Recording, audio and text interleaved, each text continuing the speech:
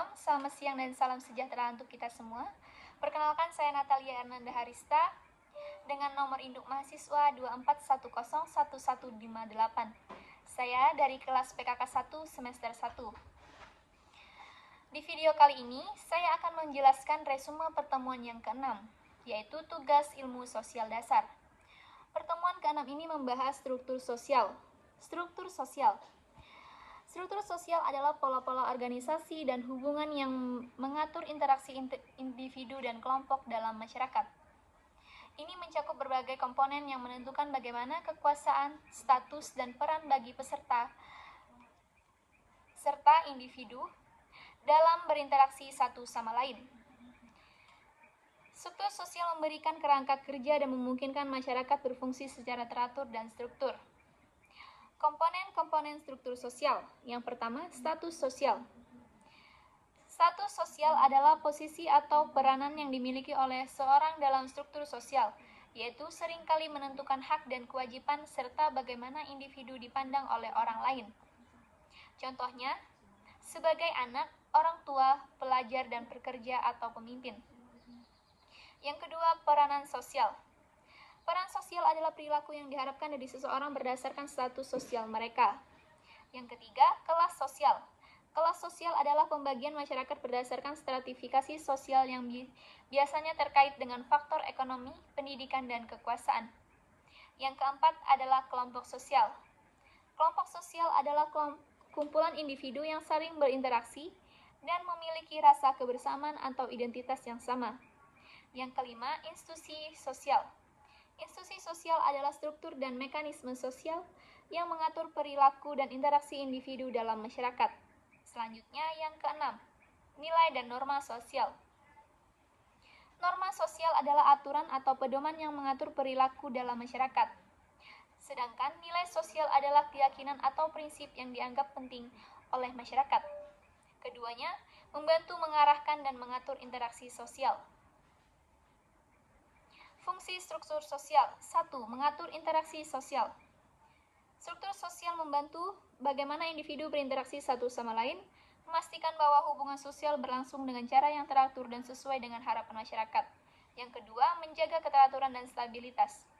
Dengan adanya pola-pola dan peran yang jelas, struktur sosial memfasilitasi keteraturan dan stabilitas dalam masyarakat, mengurangi konflik dan mempromosikan kerjasama. Yang ketiga, memudahkan sosialisasi. Struktur sosial menyediakan kerangka untuk sosialisasi di mana individu belajar tentang peran, norma, dan nilai-nilai masyarakat melalui interaksi dengan keluarga, sekolah, dan kelompok lainnya. 4. Menentukan akses ke sumber daya dan kekuasaan. Struktur sosial menentukan bagaimana sumber daya, kekuasaan, dan status dibagi antara anggota masyarakat mempengaruhi peluang dan kehidupan individu. Yang kelima, menginternalisasi individu ke dalam masyarakat. Struktur sosial membantu individu merasa menjadi bagian dari masyarakat dengan memberikan mereka peran dan tempat dalam sistem sosial yang lebih besar. Yang keenam, menanggapi perubahan sosial. Struktur sosial memungkinkan masyarakat untuk beradaptasi dan merespon perubahan sosial seperti perubahan teknologi, ekonomi, atau nilai-nilai budaya. Selanjutnya, jenis-jenis struktur sosial. Struktur sosial yang pertama yaitu struktur sosial formal. Struktur yang terorganisasi secara resmi dengan aturan hukum dan peraturan yang jelas. Yang kedua, struktur sosial formal, informal. Struktur yang lebih bersifat spontan dan tidak tertulis seperti kelompok, teman, jaringan sosial, dan komunitas lokal. Struktur sosial adalah kerangka yang mengatur bagaimana masyarakat berfungsi mengorganisasi interaksi sosial. Selanjutnya, struktur sosial. Struktur sosial adalah pola-pola organisasi dan hubungan yang mengatur interaksi individu dan kelompok dalam masyarakat. Struktur sosial memberikan kerangka kerja yang memungkinkan masyarakat berfungsi secara teratur dan terstruktur. Komponen-komponen struktur sosial. Yang pertama, status sosial. Status sosial adalah posisi atau peran yang dimiliki seseorang atau struktur sosial yang seringkali menentukan hak dan kewajiban. Contohnya, status kita sebagai seorang anak. Yang kedua, peranan sosial. Peranan sosial adalah perilaku yang diharapkan dari seseorang berdasarkan status sosial mereka. Contohnya, peranan sebagai guru, mengajar dan membimbing siswa. Selanjutnya, kelas sosial. Kelas sosial adalah pembagian masyarakat berdasarkan stratifikasi sosial yang biasanya terkait dengan faktor ekonomi, pendidikan, dan kekuasaan. Kelas sosial mencerminkan perbedaan dalam akses terhadap sumber daya dan peluang. Contohnya, kelas atas yaitu kaya dan berkuasa, kelas menengah pendidikan dan pekerja profesional, dan kelas bawah adalah pekerja kasar dan pendapatan rendah. Yang keempat adalah kelompok sosial. Kelompok sosial adalah kumpulan individu yang sering berinteraksi dan memiliki rasa kebersamaan atau identitas yang sama. Contohnya, keluarga, teman dekat, komunitas, tim olahraga, dan organisasi. Yang kelima, institusi sosial. Institusi sosial adalah struktur dan mekanisme sosial yang mengatur perilaku dan interaksi individu dalam masyarakat. Contohnya, keluarga, pendidikan, agama, ekonomi, dan pemerintah. Yang keenam, norma dan nilai sosial. Norma sosial adalah aturan atau pedoman yang mempengaruhi perilaku masyarakat, sedangkan nilai sosial adalah keyakinan. Contohnya, norma kesopanan, misalnya, memberi salam dan nilai kejujuran adalah tidak berbohong. Fungsi struktur sosial, yang pertama, mengatur interaksi sosial, yang kedua, menjaga teraturan dan stabilitas, yang ketiga, mempermudah sosialisasi, yang keempat, menentukan akses ke sumber daya dan kekuasaan, yang kelima, menginternalisasi individu ke dalam masyarakat, yang keenam, menanggapi perubahan sosial. Jenis-jenis struktur sosial. Yang pertama, struktur sosial formal. Struktur yang terorganisasi secara resmi dengan aturan hukum dan peraturan yang jelas, ini termasuk organisasi pemerintah, lembaga pendidikan, dan perusahaan.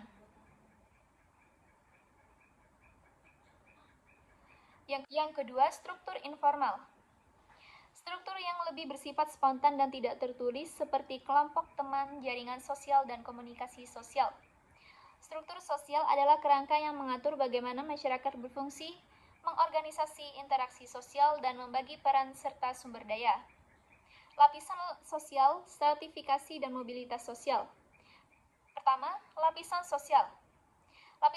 Lapisan sosial adalah pembagian masyarakat ke dalam sastra atau lapisan-lapisan yang berbeda berdasarkan faktor-faktor tertentu seperti ekonomi, kekuasaan, dan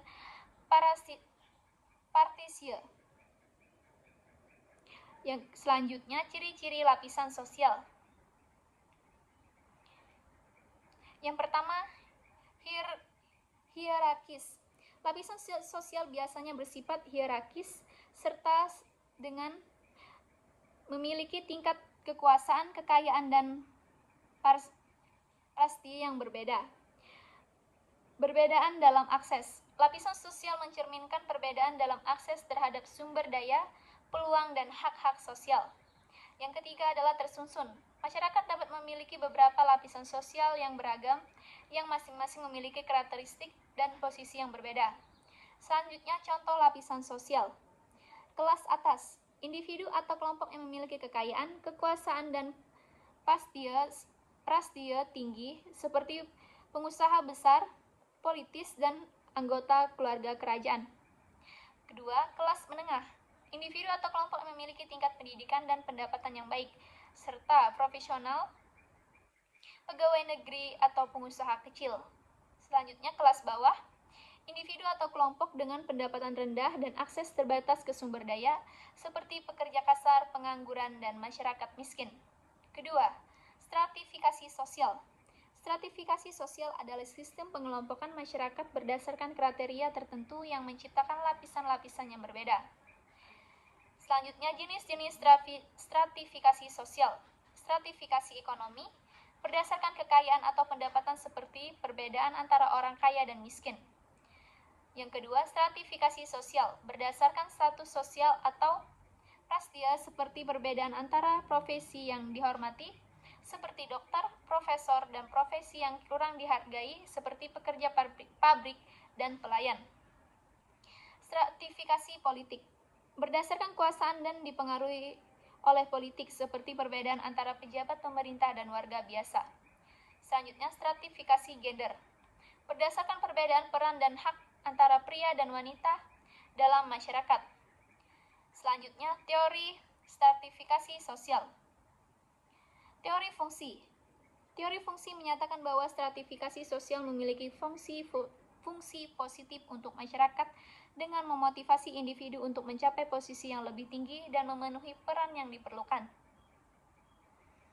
Selanjutnya, teori konflik menyatakan bahwa stratifikasi yang mencerminkan konflik antar kelompok yang memiliki kekuasaan dan kelompok yang tidak memiliki kekuasaan. Selanjutnya, yang ketiga adalah mobilitas sosial. Mobilitas sosial adalah perubahan posisi individu atau kelompok dalam struktur sosial dari satu lapisan ke lapisan lainnya. Selanjutnya, jenis-jenis mobilitas sosial. Mobilitas vertikal. Yang pertama, mobilitas vertikal naik. Peningkatan posisi sosial seperti seseorang yang berhasil mencapai jabatan tinggi di perusahaan atau mendapatkan pendidikan yang tinggi. Yang kedua, mobilitas menurun. Penurunan posisi sosial seperti kehilangan pekerjaan, kemiskinan, atau penurunan status ekonomi. Selanjutnya, mobilitas horizontal. Perubahan posisi dalam lapisan sosial yang sama seperti perpindahan pekerjaan dari satu profesi ke profesi lain yang setara dengan hierarki sosial. Faktor-faktor yang mempengaruhi mobilitas sosial. Yang pertama, pendidikan. Yang kedua, ekonomi. Yang ketiga adalah keluarga. Yang keempat adalah kebijakan sosial. Selanjutnya, mobilitas sosial dalam masyarakat. Mobilitas terbuka. Sistem sosial yang memungkinkan individu untuk bergerak bebas dari antara lapisan-lapisan sosial berdasarkan pencapaian pribadi. Yang kedua, mobilitas sosial tertutup. Sistem yang membatasi pergerakan individu antar lapisan sosial seringkali berdasarkan faktor-faktor seperti kasta atau status kelahiran. Nah, kesimpulan dari struktur sosial adalah lapisan sosial, stratifikasi, dan mobilitas sosial adalah konsep-konsep yang menggambarkan cara masyarakat terstruktur dan bagaimana individu dapat pindah antara lapisan-lapisan sosial. Lapisan sosial mencerminkan pembagian masyarakat ke masyarakat serta stratifikasi sosial menjelaskan bagaimana lapisan-lapisan ini terbentuk, dan mobilitas sosial menggambarkan perubahan posisi individu dalam struktur sosial. Memahami konsep ini membantu kita mengerti dinamika kekuasaan, kejayaan, dan kesempatan dalam masyarakat. Sekian dari saya. Semoga video ini bermanfaat bagi kita semua. Terima kasih.